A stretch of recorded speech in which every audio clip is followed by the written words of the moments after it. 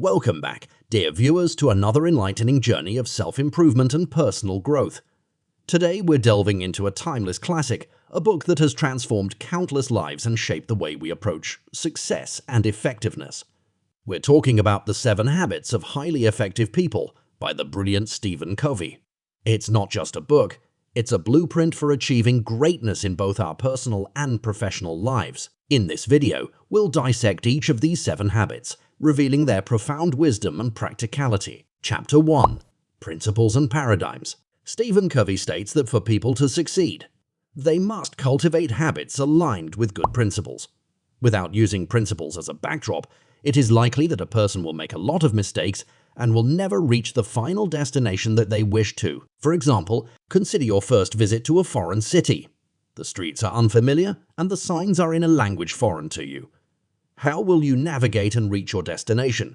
If you approach a passerby for guidance, you might receive some immediate but temporary advice like turn right or take this bus. While these suggestions can be helpful momentarily, they won't provide a lasting solution. A more efficient approach would involve obtaining a map, wouldn't it? With a precise representation of your surroundings, you can navigate independently and find your way repeatedly. In this way, the principles and habits mentioned in this book by Stephen Covey will help you navigate the route to becoming a highly effective person. Chapter 2. Habit 1. Always be proactive. Stephen Covey observes that there are 2 types of people at the fundamental level. First, people who complain that they are unable to achieve and accomplish remarkable results because of the environment and situations that they face. Second, people who took proactive action despite facing difficulties and challenges. The second category of people, those who are highly proactive, do not use their circumstances and conditions as an excuse for their behavior. Therefore, Stephen Covey claims that the first principle of an effective person is being proactive. Being proactive means taking control of your actions and responses. It's about recognizing that you have the power to choose your behavior regardless of external circumstances. For example, imagine you're stuck in traffic and running late for an important meeting. A proactive response would involve staying calm, using the extra time to review your presentation, and perhaps notifying your colleagues of the delay. This proactive approach allows you to make the most of the situation rather than reacting with frustration and stress. This principle can be practically applied by considering the difference between proactive and reactive people. Stephen Covey says to imagine a circle of concern. This circle represents all the things that you worry about. Maybe you're worried about paying a bill, about a job promotion, or about your health. Inside the circle of concern is the circle of influence, which represents everything you can do something about. According to the author, reactive people focus on the circle of concern, while proactive people focus on the circle of influence. Proactive people use words like I will, I can, and I prefer, whereas reactive people use I can't, I have to, and if only. Therefore, the main takeaway of this principle is that people need to take responsibility, take ownership, and begin living their lives as people who take action. Chapter 3. Habit 2. Begin with the desired result in mind. Consider the situation where you wish to build a house from scratch. Here, the first step that you would take is to envision what you want your house to look like. Most likely, you will start from the exterior of the house and then slowly move into the interior details. You would then contract a construction company and jointly establish the blueprint before you start the building process. If you had avoided all these steps and just started building without the blueprint, then there could have been a lot of mistakes and errors. Stephen Covey notes that effective people start any small or large task by considering what they want the end result to be. Then they plan the steps that will take them from their current position to their intended future position. Here's where the principle of direction comes in. It means creating a plan that can give direction to all your efforts. To better understand this, Stephen Covey asks the readers to consider the situation where 30 days from now your friends and family are attending your funeral. What would you want those people to say about you? What are they saying about how you lived your life? By determining what you want your friends and family to say about you helps you realize what your life is centered around. In essence, by imagining the end of life, you can determine how you want to live. After considering the answers to the above questions that you ask yourself, you will be able to build a personal mission statement which is necessary to implement Habit 2. Your mission statement is meant to serve as a compass and guide you to take the necessary steps to ensure your personal success and happiness. However, writing a mission statement isn't something that just comes overnight. It will take time, patience, and deep introspection. Just like each brick has a purpose in building a house, your actions should have a purpose in helping you achieve your end goals. Chapter 4. Habit 3. Start prioritizing things. Stephen Covey observes that effective people are skilled in prioritizing the different tasks and things that need to be done. In simple words, prioritizing means ensuring that the most important tasks are done and completed first. Stephen Covey asks the readers to reflect back on the number of times that they have attempted to set out a weekly schedule for themselves, but ended up wasting time on things that were not important and ultimately failed. This is where the main idea for prioritizing things comes into picture. To do this, Stephen Covey suggests that people use a time management matrix tool. He states that this is a much more effective way than simply creating a to-do list. The task is to create a 2x2 matrix which arranges tasks based on urgency and importance. Quadrant 1 addresses tasks that are both urgent and important. This quadrant is crucial for addressing situations that are beyond our control, such as immediate crises like a deadline-driven project or a house fire. These items need to be dealt with right away. Quadrant 2 addresses tasks of utmost importance, but without immediate urgency. It is the most vital quadrant since these tasks hold significant value to us. Examples include nurturing relationships and future planning, both of which require time and effort. Invest your time in actions that enhance Quadrant 2 tasks. For instance, if you aim to strengthen relationships, opt to call a friend or family member during your commute instead of listening to music or your favorite podcast. Quadrant 3 pertains to tasks that lack importance but demand immediate attention, like unexpected phone calls or impromptu meetings.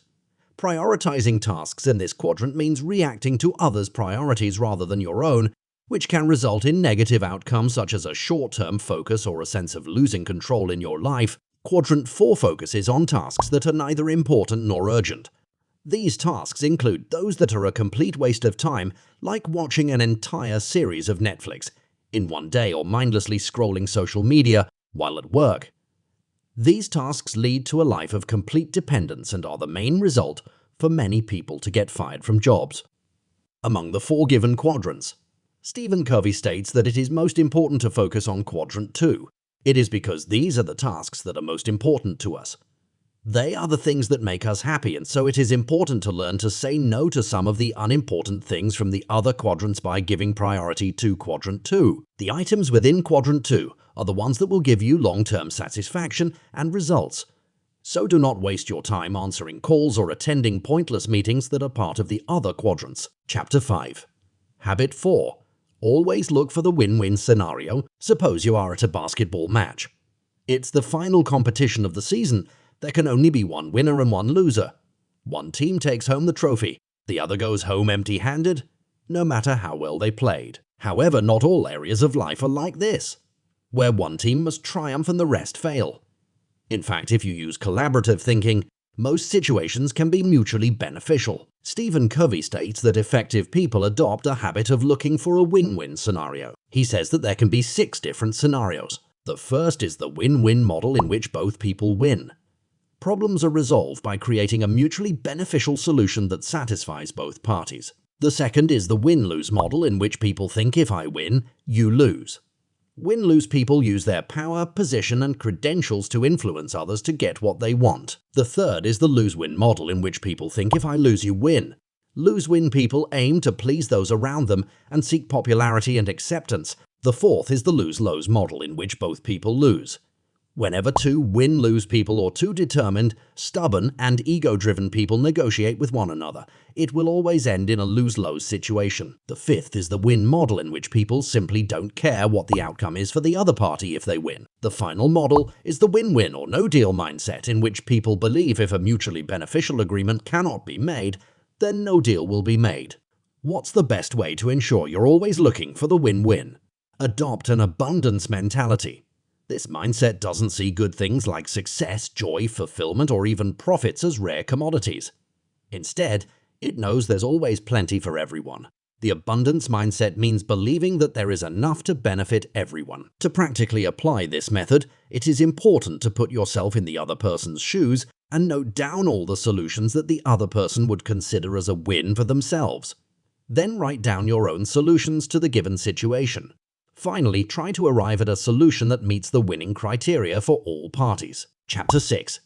Habit 5. Seek first to understand, then to be understood. Stephen Covey notes that highly effective people always take a different approach when dealing with problems. They always listen before they start speaking. Picture visiting an eye specialist and describing your difficulty in reading distance signs. Now imagine the optometrist taking off their own glasses and casually suggesting, "These have been great for me all these years. Give them a try." Without any examinations or questions, the doctor offers a simplistic solution that probably won't be effective. In such a scenario, it's unlikely you would return to that doctor because trust in their expertise would be compromised. Most people behave in the same way, where they start giving advice on solving problems without understanding the root causes. Good communication is at the heart of any meaningful relationship. Unfortunately, most people focus only on their speaking skills. According to experts in communication, only 10 of our communication is represented by words. 30 is represented by sounds and 60 is accounted for by our body language. Therefore, to really cultivate personal connections, you must also understand. In terms of actionable insights, Stephen Covey says that you should observe a conversation through feeling and meaning behind the words that are said. It means do not only look at a person's words, but also look at their facial expressions, their non-verbal communication aspects like hand movement. After building such communication with them, it is possible to put forward your own views and opinions and establish a strong communication pattern with them. Looking at the above principle from a practical standpoint, consider the example of a disagreement with a colleague. Seeking first to understand involves actively listening to their concerns and emotions without immediately trying to convince them of your point of view. This builds trust and opens the door to more productive conversations. Chapter 7. Habit 6. Find ways to build synergy. A good example of this principle is the case of a rainforest. In every rainforest, the place appears to be vibrant and lush because of the combined effect of having birds, ants, sunlight, rivers, and all other such elements. It is not fair to give credit to just one of these elements. These are all interconnected and exists as an ecosystem. This is where Stephen Covey highlights the need for building synergy. Synergy is a concept that two heads are better than one. The idea is that when two people collaborate and work with each other, then the output will be better than the situation where each of them work independently.